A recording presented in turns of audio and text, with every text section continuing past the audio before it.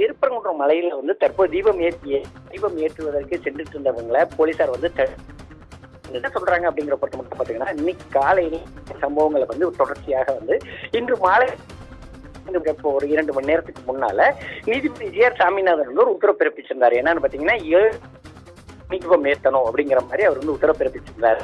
மணி வந்து 7:20 7:20 மணி வாக்குல இந்து தமிழர் கட்சியை சார்ந்த ராமகிருஷ்ணன் உள்ளிட்ட 10 பேர் வந்து மலையேற அனுமதிச்சிருந்தாங்க.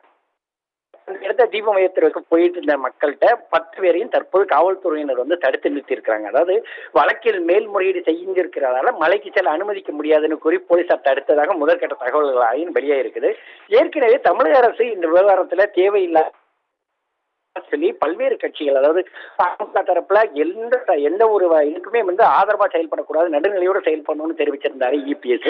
அதே மாதிரி பாஜக தலைவர் நயனானந்தன் என்ன சொல்லியிருந்தாருன்னா, வாக்கு வங்கி அரசியலுக்காக திமுக அப்படி நடக்குதுனோ, இது முதல்வர் வந்து இதை உடனடியா வந்து சொல்லி, அதாவது முதல்வர் இங்க நடைபெறக்கூடிய பிரச்சனைகளை பேசி தீர்க்கணும். அதே மாதிரி பாத்தீங்கன்னா இங்க நடைபெறக்கூடியது முற்றிலும் வாக்கு வங்கி அரசியல் அப்படின்னு சொல்லி தெரிவிச்சிருந்தாரு.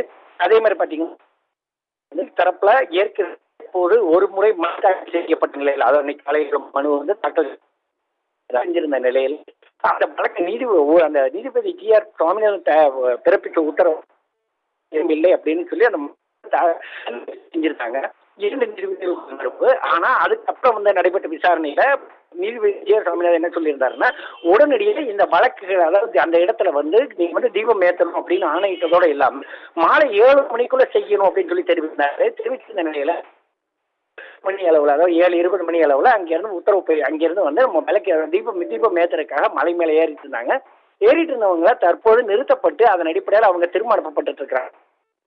ஆனா ஏற்கனவே வந்து நாங்க திரும்ப வழக்கு தொடர்ந்திருக்க நிலையில தற்போது அப்படிங்கிற மாதிரி சொல்லி தற்போது தடுத்து நிறுத்திருக்கிறாங்க.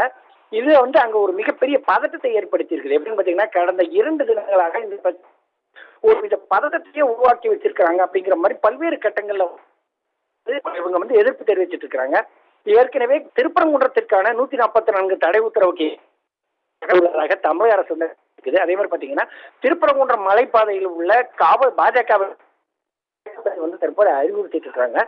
அதே மாதிரி ஏற்கனவே நீதிமன்ற உத்தரவு தீபம் ஏற்றுவதை தற்போது நீடிச்சிட்டு இருக்க ஒரு சூழ்நிலை.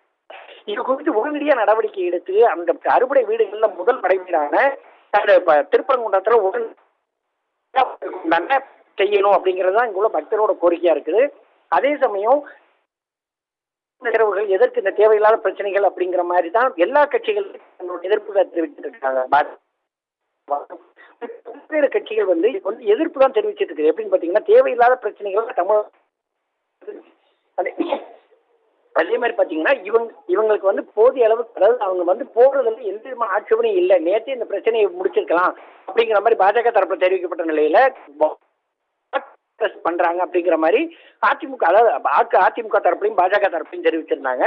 அதே மாதிரி அவங்க மேல ஏறி போயிட்டு இருந்த 10 பேரை நிறுத்தி வழக்கு வந்து, அதனால நீங்க இப்ப போகணும்னு சொல்லி தடுத்து இருக்கிறது இங்குள்ள பக்தர்கள் மட்டுமல்ல, இங்க உள்ளவர்கள் மத்தியில ஒரு கடுமையான ஒரு அதிர்ச்சியை கிளப்பி இருக்குது.